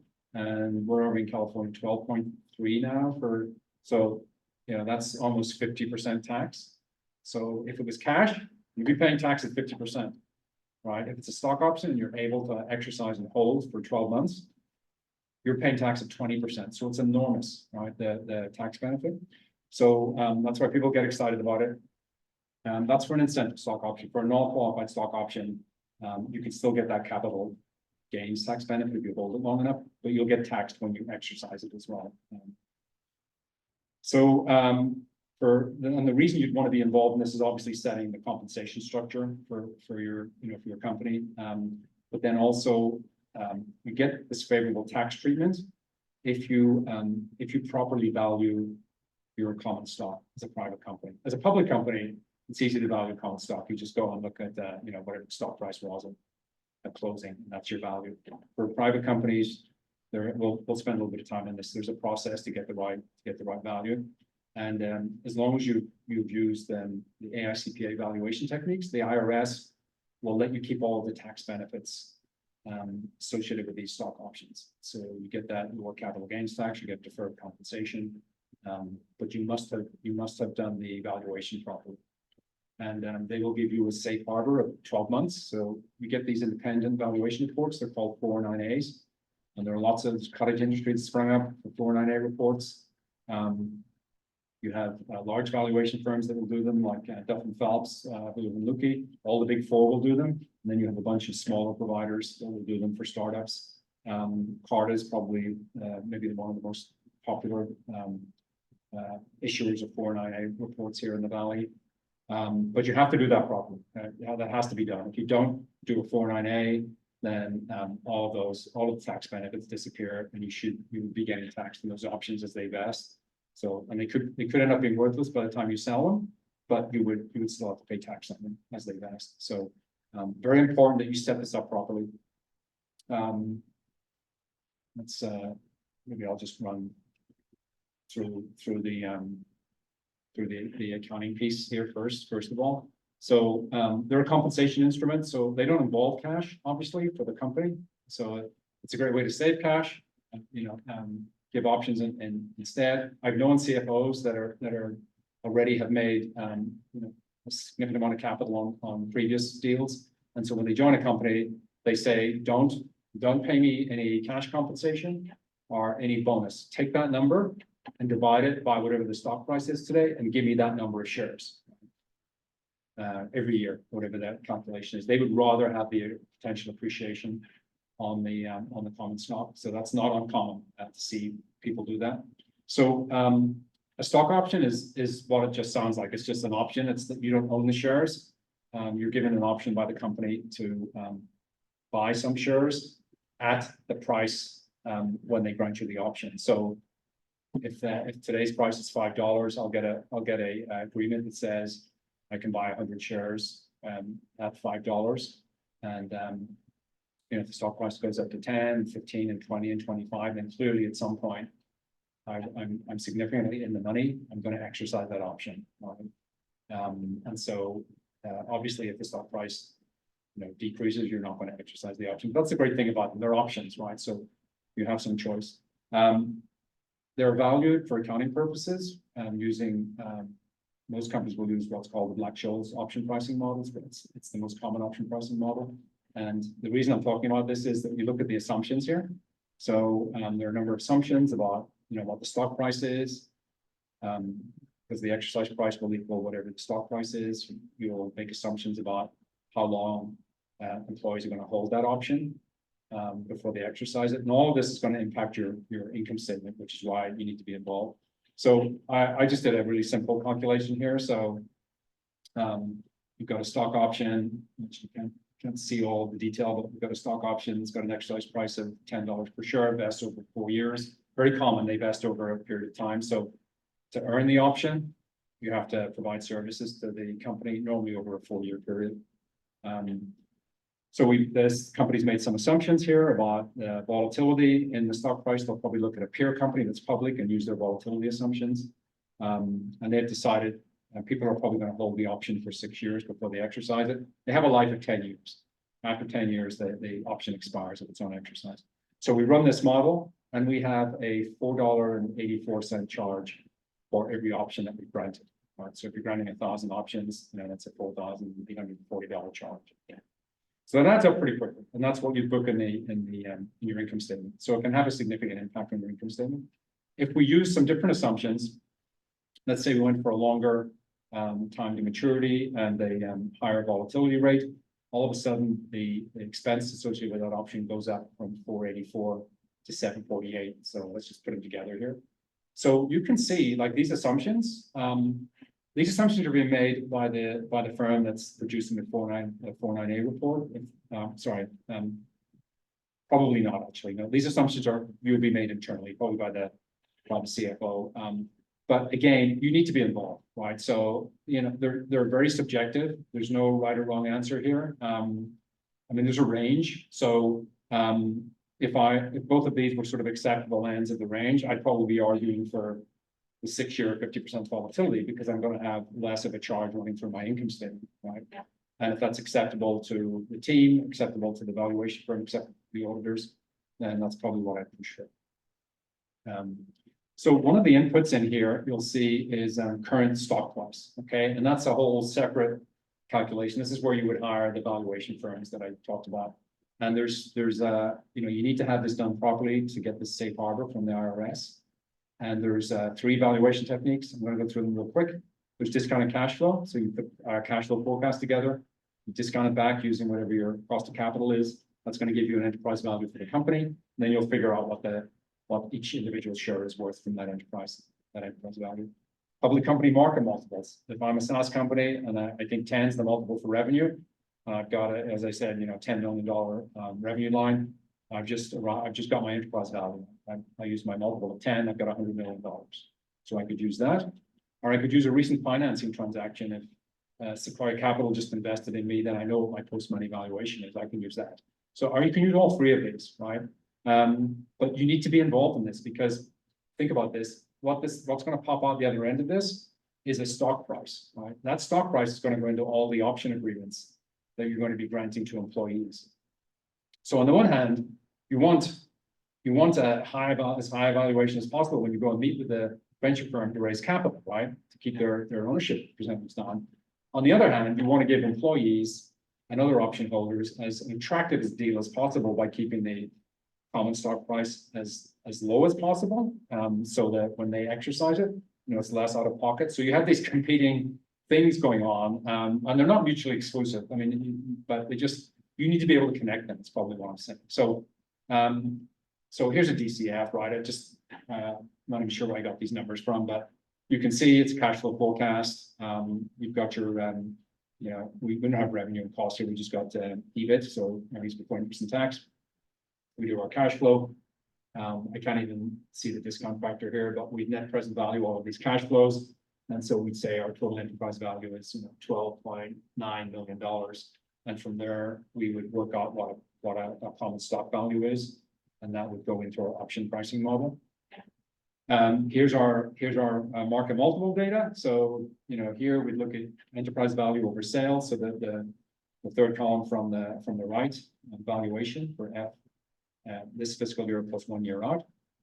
So we would look and say, okay, you know, 2.2 seems to be our industry average. So what's our revenue for, you know, next year? So and we multiply that by 2.2 and we come up with an enterprise value.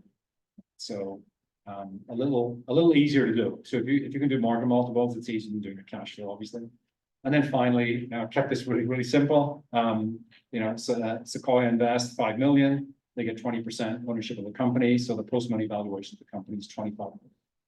So if I'm granting options, my enterprise value is 25 million. So obviously I've made that very, very simplified, but my point is you need to be involved in these conversations because you can't just have this being done in a room without you. And then, you know, you're living with the answer afterwards. So you need to be sitting at the table, even if you have a CFO, a really good CFO, you still need to be sitting at the table understanding this, having input into the common stock valuation process. Okay, Hello, I have a question. yes, What is the difference between pre-money and post-money valuation? so pre-money is just what the valuation is before the firm is invested. Right?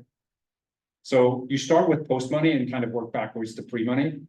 So if I'm putting $5 million in and I'm getting 20%, that means the valuation that I invested at is 25 million. And so right before I invested, and I invested 5 million, the value of the company would be the 25 million less the 5. Does that make sense? Got it. Yeah, got it. Thank you. And honestly, you won't, you would go back to the last investment and you know, you'd probably connect that last investment with this investment and sort of see how that's you know, how that investment is moved, or how the company's valuation is moved. So when you're setting these common stock prices, I mean, this is the best method, right? If there's a independent, maybe you've got a new investor coming in, so you know, so there's no relationship already. It's a really independent valuation metric. This would be the best evidence. You probably wouldn't even do a cash flow or market multiples if you had a recent round of financing and it contains some new investors. This would be your best source of evidence. Maybe next best would be the market multiples, because at least you're looking at some market data.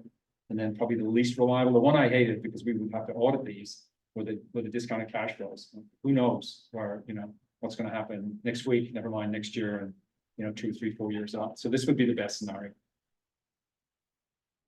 So taxes, hate to talk about taxes at this time of the evening, but I'm going to break it into, I'm going to assume income taxes, you know, we're losses, we're in net operating losses. So the only thing we're really interested in is getting R&D credits and maybe getting some cash back from the government through R&D credits. If you're international, you'll probably end up paying some tax internationally because you'll have a transfer pricing arrangement in those countries. So whatever your cost base is, that country will invoice back, you know, the US for the cost base in the UK, and they'll add a small margin on, so like 5% or 10%, whatever the IRS in the UK is comfortable with. So you generally end up paying tax in those international countries. So if you look at a set of financial statements for a technology company that's loss making, you'll see they're paying some income tax. That's not in the US. They're paying income tax in those other countries where they have a cost plus arrangement with the subsidiary. So we'll kind of leave income taxes out of it, not a lot going on. And the big ones are sales tax and withholding taxes. So let's look at sales tax. It affects almost every business. There was a Supreme Court decision about 2 or 3 years ago, Wayfair, that dealt with a concept called Nexus. Before the Wayfair case, and that's the retail company, the online retail. Before Wayfair, basically, if I'm a business, I would only pay sales tax in a state where I had nexus, i.e. a presence, generally a physical presence. So I could have an office in Texas. I could have, I'm sure Texas got sales tax, right? I could have a salesperson in Minnesota, and that gave me nexus in those states. And so anytime I sold to a customer in those states, I had to pay sales tax because I had nexus. So this concept of nexus was physical. Then obviously the states were, you know, a little concerned when everything, you know, online shopping, all the online businesses, SaaS is totally online, and they're missing out on a huge, you know, piece of the pie. So a lot of the states started going after, you know, digital revenue streams and arguing that Nexus, you know, was no longer a physical concept. And so this court case, Wayfair, went all the way up to the Supreme Court. And they agreed and decided that if you're a digital business like that, doing transactions, you have customers in that state, then I'm simplifying this, but then you had a sales tax obligation in that state. So I had a client that was going public, Poshmark, and this is in their public filing, and this Wayfair decision hit. And so all of a sudden, they went from a point of not having to worry about sales tax for any of their transactions in, you know, 48 states, wherever they didn't have nexus, to having to worry about it in all states where they made the threshold for for revenue. And so it delayed the IPO for about 12 months because it took about a year for all of that to cycle through the business. So initially customers would use other platforms because now it was more expensive to buy something because it had sales tax and didn't have before. It took 4 quarters, I think, for them to kind of cycle that through the business, register for sales tax in all the states. So Wayfair was pretty major. So one thing is sales tax. So if you're selling to customers in a particular state, then you need to determine whether or not you need to register for sales tax. There are certain thresholds. So if you're transacting below a certain amount, you're not required to. But you'll need advice for that. There are so many different jurisdictions in states with different tax rates, so it's quite complicated. It's a major issue in every due diligence deal. If I was a due diligence practitioner and I was looking at a target company, first thing I would do is I would go, hey, give me a list of all the states where you have customers. Give me a list of all the states where you register for sales tax. Bingo. Yeah, you've got an unrecorded, financial liability of $20 million, and so that's coming off the deal price. And that's how all of these deals start, to be honest. Now it's a painful process sitting down with all of the states and agreeing on either amnesty or agreeing on some settlement for the amounts. And I've had clients where they've had to do that, and ultimately they've put up big reserves and gradually whittle those reserves down as they've settled with each state and registered for sales tax. And a lot of the states are pretty reasonable about that. So that's a big issue. So what you don't want to do is ignore this, put your head in the sand, and then you're either exiting through an M&A deal, and believe me, you're going to have a room full of accountants come down on you like a ton of bricks about your sales tax exposure. Or you're doing an IPO and the bankers say, sorry, but we can't take you public. You've got this horrendous liability that we can't even quantify. So probably one of the themes here is don't run away from these problems, like confront them early on. And they're much cheaper to deal with that way, much less expensive in terms of time and dollars. Penalties can be very severe. So generally you have the tax liability, plus they'll penalize you for roughly the same amount as a penalty, and then interest. So they can add up very quickly. Not just the US, Canada, and Europe, with value-added tax and GST.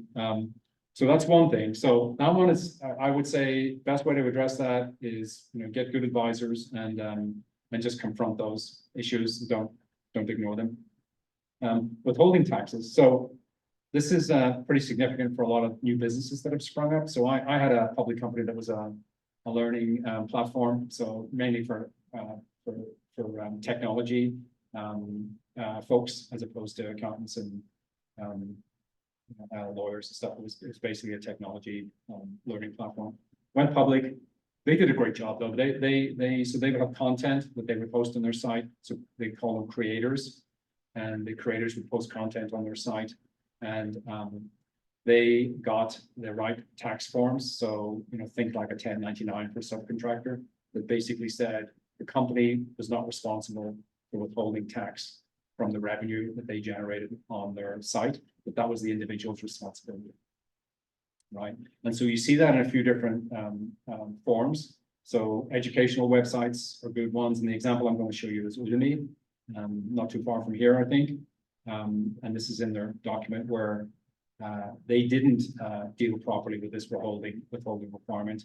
And if you don't get the appropriate documentation from the IRS, then the IRS will come back to the company and ask the company to pay the tax, not the instructors on the platform.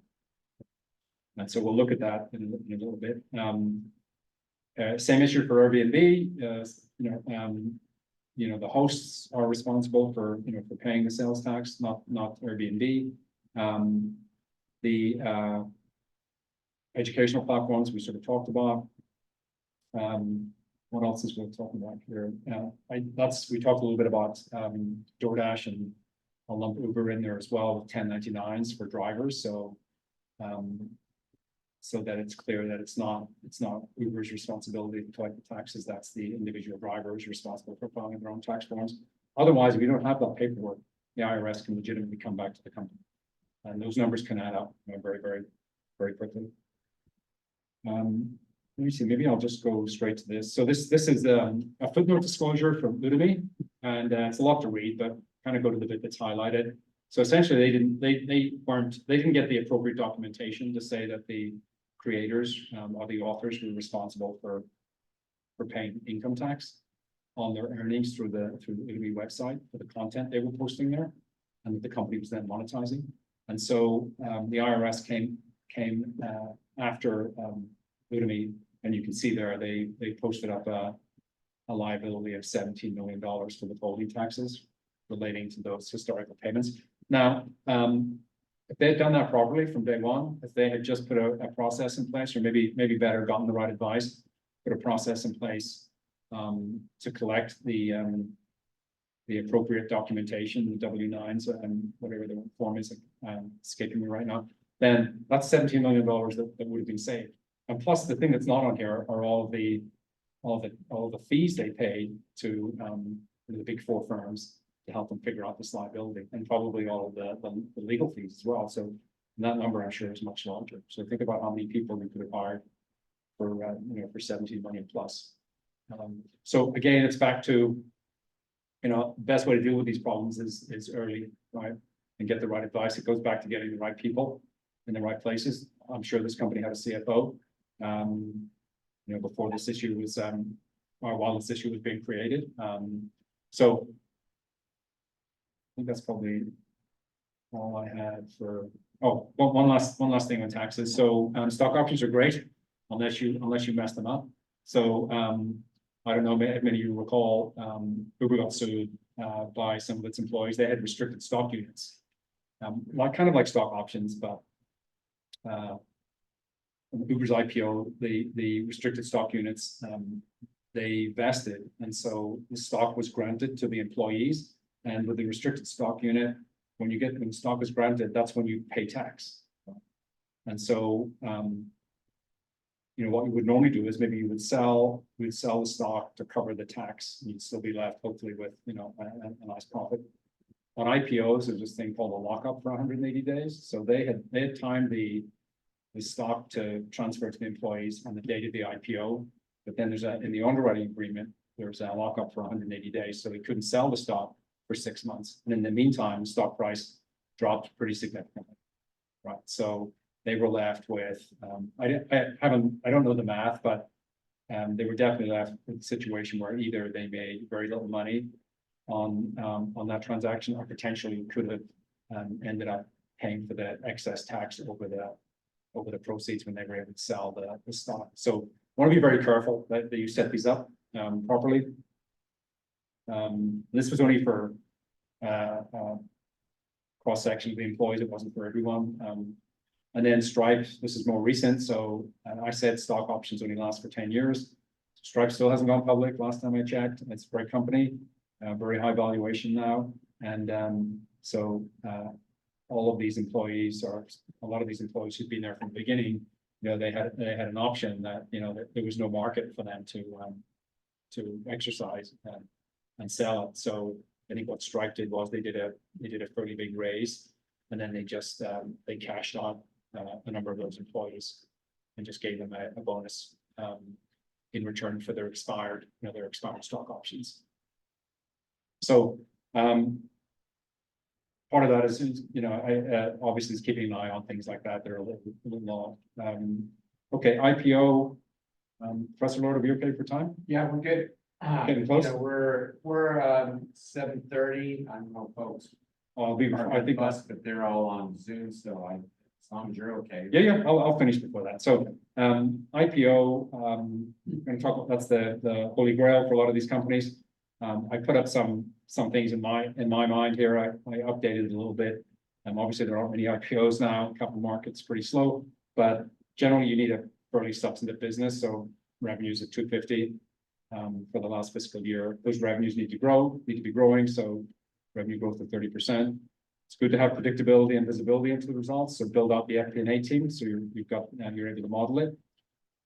May not be profitable, but it's at least better if you're cash flow positive from operations, or maybe EBITDA positive.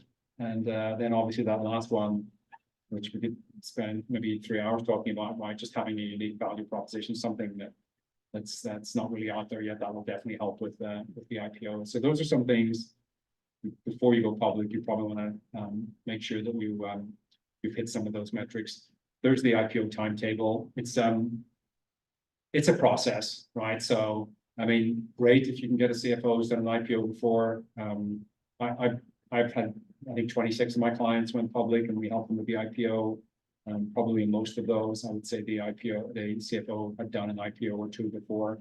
But it honestly, it's a process. So you will get dragged through the process by the banks, by the accountants, by the lawyers. So typically there's a lot of heavy lifting that goes on to get you through the process and shepherd you through. You know, it's only the start of a journey, right? So once you're public, then, you know, kind of the gloves are off and, you know, you've probably seen how a lot of the 2021, 2022 IPOs have performed since they went out.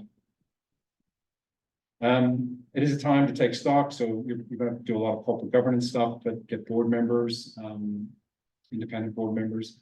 You're going to review your management team. So I call this upgrade. So it's a time when a lot of the heads of departments change. So you're bringing in the people that can get you, you know, maybe from 250 million in sales to, you know, 10 times that.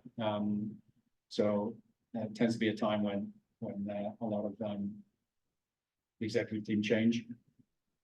It's an expensive process, and there's a lot of system demands and controls you're going to have to put in place to make sure you're ready. So it's quite a lot of effort, obviously, to go public. So last thing here was key metrics, and so what I wanted to talk about here is you need to be involved in defining key metrics. These are the things you're going to communicate to the street. You're going to have to measure them consistently. You're going to have to make sure you've got the data, historical data to support reporting the key metrics. And so we're just going to use DoorDash here again. So here's DoorDash's key metrics. I've taken this from the IPO document. So total orders. So that's important for them. So they started off in 2019 with 263 million total orders for that year. And 2021 it was 1.4 billion. So good growth, right? You obviously want to see growth like that. And the marketplace, GOV, that's the gross order value. So that's our $25.02. You can see that's growing quite considerably. So we recognize the 8 billion and the 24.7, and then the following year at $41.9 billion of marketplace GOV. But remember, that's the total value of the transaction. That's not their revenue. And then they have a couple of other things here. They have something they defined contribution profit loss.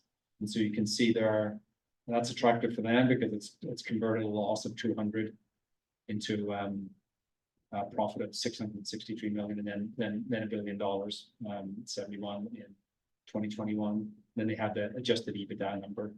And so those are their key metrics. And so that's what they'll talk about to investors. That's what they'll talk about on conference calls. And the analysts will build out models based on those key metrics.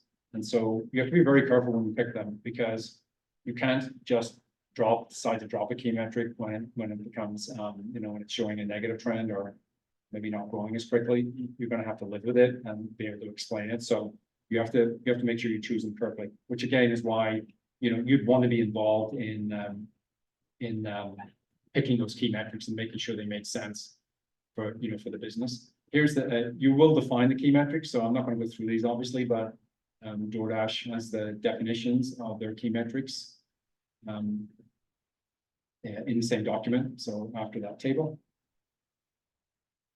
And, you know, as I said, you'll report them. So they have some other key metrics here, but they'll run them together for, you know, a number of quarters. And so you can see trends. So you can see total orders by quarter. We'd be looking for deviations from growth for a lot of these, I would imagine. We've got the revenue numbers. Nothing's kind of jumping out at me now. They've got a GAAP gross profit number. You'd have to reconcile that back to your, well, that's probably taken straight from the financial statements, actually. So that's key metrics. DoorDash is very specific, obviously, just given the nature of the business. If you have other businesses that are public that you think are similar to yours, it's interesting to just take a look and see, you know, see what their key metrics are and see how, you know, you measure up compared to peer companies. I have this as 5 mistakes to avoid. Obviously, there's many more, but I would say the big one, hopefully I made that clear, is, underinvesting in the accounting and finance organization, leaving it too late. Because you don't want that to become, a obstacle when you're trying to do an IPO or do an M&A event. It's just, it's gonna end up, costing you more in the long run. Tax issues, I think I've explained that, don't let those sit. Bad news doesn't age well, certainly with tax. And then I think, appointing auditors probably makes sense to go with the Big Four audit firm. If you think you're going to be public at some point, you'll get, really good quality advice from any of the Big Four. Putting together an audit committee, they can really help you navigate this. You should still be involved in a lot of those decisions, but obviously you're going to rely a lot on your audit committee for advice. Not investing in systems to support the growth. They tend to break down at the worst possible time. And then I think the last one is just making sure that, obviously Stripe's taking their time, right? But making sure that you're ready before you go public. I've seen a lot of my clients kind of rush it and then obviously pay the penalty. They didn't have the right FP&A system in place. That, once you have an earnings miss, you pull down your earnings expectations. I mean, I think you're looking at maybe 2 years in the doldrums before you can get, the confidence of the analysts and investors back. But I think that concludes my talk. I'm happy to take any questions. If Any questions, guys? Go ahead and unmute and jump in. Should be able to manage it. It's a fairly small group. is this talk going to be the basis for a project? Yeah, they're gonna write up a 3-page paper. We're gonna have some metrics, not metrics, but rubric questions that we'll ask them to respond to. I'll be posting the slides. I'll be posting the recording of this. And I think what I'm gonna do on e-learning and on Canvas is putting up a module specifically for the guest speaker. We'll be able to find these resources. But when you see the recording, if you ask any question on the recording, he will not answer. So this would be the time to unmute and ask a question. I can help with your project for $20. I mean, Oh, no okay. problem. Yeah. For $20 or a shot of scotch, right? There was a question I had. Okay. Because usually this presentation, we're doing it sort of not so much for accountants, but Yes, this yes. time, we do have in the audience folks that are studying for their CPA exam or preparing, taking classes to help them get the units they need for their CPA and stuff. And so you had that life cycle of the funding and when we're bringing in the CEOs and stuff. Any comments as to, if I'm CPA, emerging CPA, maybe I've got my license, maybe I'm working for a firm. When might I start looking to jump in to that cycle? And what factors should I consider if I'm making, if I'm making a decision? Would I jump in just if they're going to IPO, or would I be jumping in at some point before that? Well, I mean, so maybe someone who's at an accounting firm. Maybe someone. They're working at a CPA firm. They've got their license. They've been there a few years. I mean, I think it depends, right? Decided maybe they're not gonna be part. I mean, I think the best time, if you're gonna leave, you don't wanna be a partner. The best time to leave is probably when you have some manager experience. So you've hit manager, and let's just say it's Big Four for now. You've hit manager, because that's a really well recognized credential. And so leaving before that, I think is probably detrimental for long term. But if you leave with a manager title, or senior manager title, or even director title, if you stay that long, I think that really helps you find a good spot in a company, because they want CPAs, right? And they generally want Big Four CPAs. I mean, nothing against the small firms, but they know what they're getting, and they know the quality that comes with that. Generally, if you manage to survive, be a manager in Big Four, they sort of know what that looks like. And then it really depends on you. If you want to go to, Google or, Salesforce or Facebook or Meta, and you prefer that type of environment, then clearly you're going to be very well paid, right? from a cash comp point of view, and you'll get some equity awards.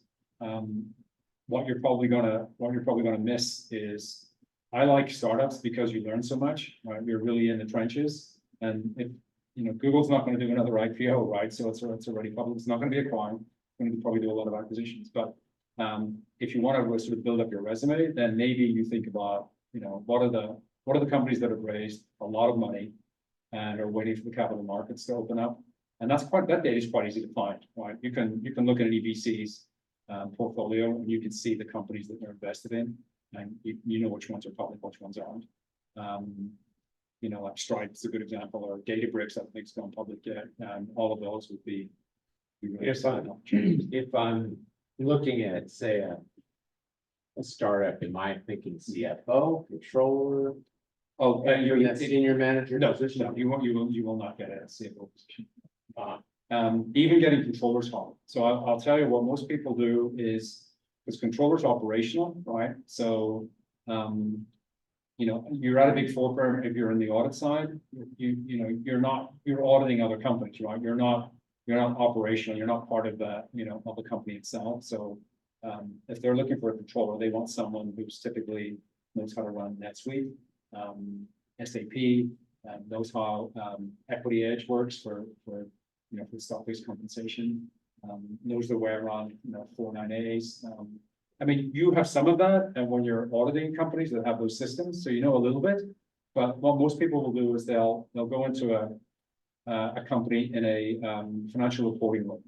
So they need someone who knows GAAP. They're getting ready to do an IPO. They need someone who knows SEC reporting.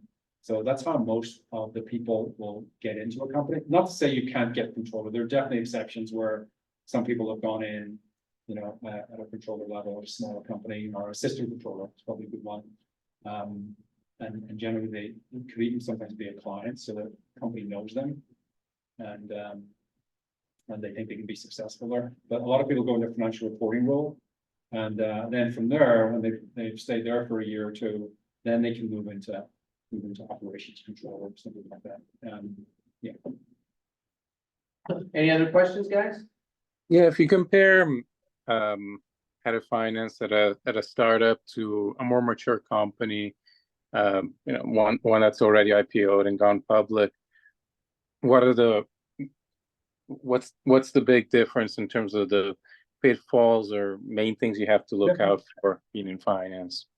Well, I would say a startup, I mean, maybe one word I'd use to describe most startups, they're pretty hectic environments, right? So they're very fast moving. Maybe you could even say a little reactive. A public company is going to have many of those processes that a startup doesn't have. It's going to have many of those ingrained. So I think with the startup, it's a totally different atmosphere. Expect that call from the CEO at an inconvenient time of the day, right? Emergencies will pop up. Things need to be addressed. Things haven't been properly, maybe not properly planned and calendared, and you're sort of sometimes feel like you're fighting a fire. But quite honestly, I mean, I love that environment as a audit partner, right? Being involved with those companies, and it was just more dynamic, more exciting. I found that bigger public companies, in fact, I would roll off the companies once they got to a certain size that, it just it kind of moved out of that startup phase. But it's just going to be a different type of experience. And I think depending on your personality and either a more rewarding, more fun experience, but they are different experiences. Okay. Thank you so much for taking the time. No, you're welcome. Thank you very much, Mateo. Thank you. I do have a question. Yes. What is your advice for our new accountants in regards to, it seems like this accounting career is a ever-changing profession where ethics are very important. Yeah. Not always not only in public accounting, but in the public and private sector. So what is your advice for us when it comes to the an ethical dilemma, and you have a supervisor who is trying to push back, but we know as CPAs, we have, ethics and Yeah. things like this. So what is your recommendation for us? Your Yeah, advice? well, yeah, no, that's a great question, and I would say, so I've been here for, quite a few years, and I would say the environment today is so much better than it was, 20 years ago or 30 years ago when I got here, from just looking at sort of ethical behavior. So, and I think we can thank Sarbanes-Oxley for that, to be perfectly honest. It changed the dynamic, for CEOs and CFOs. They're responsible now for certifying the financial statements themselves. So they have much more skin in the game. So I would say it's much better than it was, but clearly you're probably still going to have outliers. And most companies have a process in place where you can elevate something either anonymously, outside your direct line of supervisors, and go to HR or however it's set up. And so I think if there's an ethical dilemma, I know sometimes we don't feel comfortable. We view that as maybe we should we view that as sort of maybe snitching and but it's not. It really isn't. But if it's an ethical thing, then definitely it should be elevated, either to your supervisor. If it's your supervisor, the problem, then obviously not to that person, but to maybe somebody, further up the chain, and then definitely to HR. Most companies now have a process where concerns like that can get elevated, and then they have a process for dealing with them. And I can tell you, because we had that at, we shouldn't really say we anymore because I'm not a PwC, but that process existed at PwC, and I was involved in that many times where, we'd have issues on maybe a team around, ethical behavior or inappropriate behavior. And we took those very, very seriously. The firm took them very seriously, and our clients do as well. Our clients really do. I mean, I think I can comment on this too, that, having spent some time working for the federal government even, I think what happens is, particularly when you're in the earlier phases of your career, you think that you have to figure everything out on your own. And I'm here to tell you that is not the case.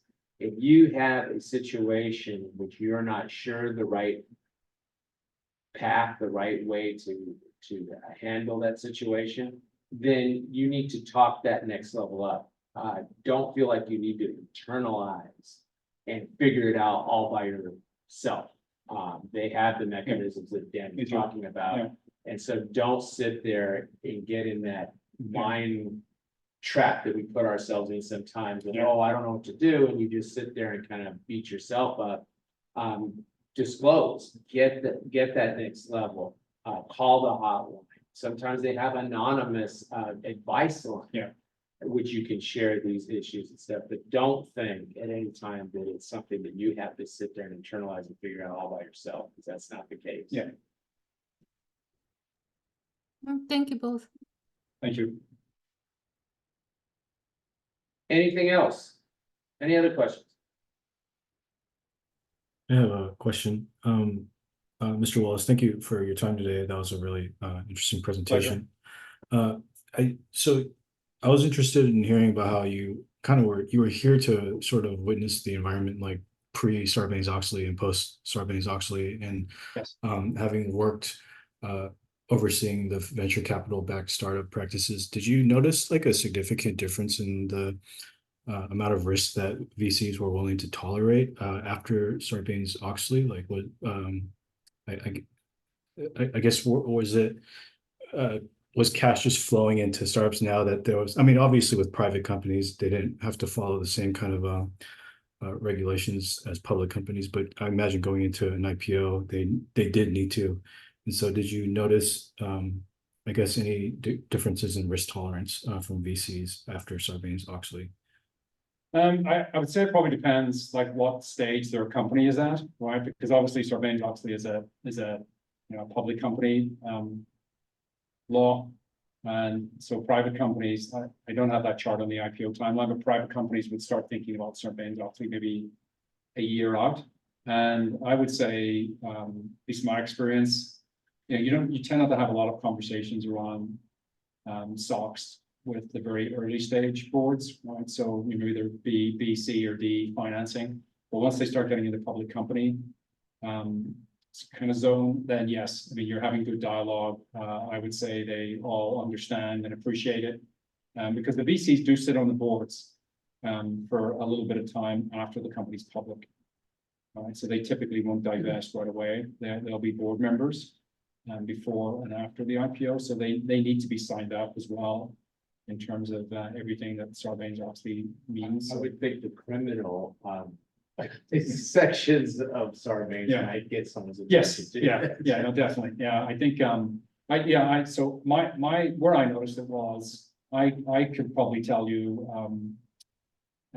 you know, maybe 20 different instances where before Sarbanes-Oxley, I've been in a boardroom with the CEO and CFO, and they're trying to do something inappropriate, and they're trying to encourage us to buy off on, right? And when that doesn't work, maybe it descends into a shouting match and threatening to, you know, replace us as auditors and, you know, all of this stuff. That was not an uncommon occurrence, before, you know, 2004, 2005. I mean, honestly, I can't think of one time that's ever even remotely happened, since Sarbanes-Oxley.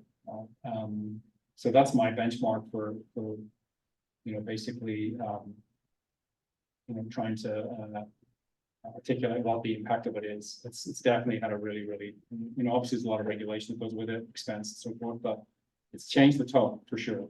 Yeah, and I think the VCs are part of that as well. Thank you. Welcome, Jim. Any other questions, guys, in the little bit of time we have left? Okay, well, if there's nothing else at this point, I am going to go ahead and, try not to mess things up too much. I'm going to stop the recording. And they will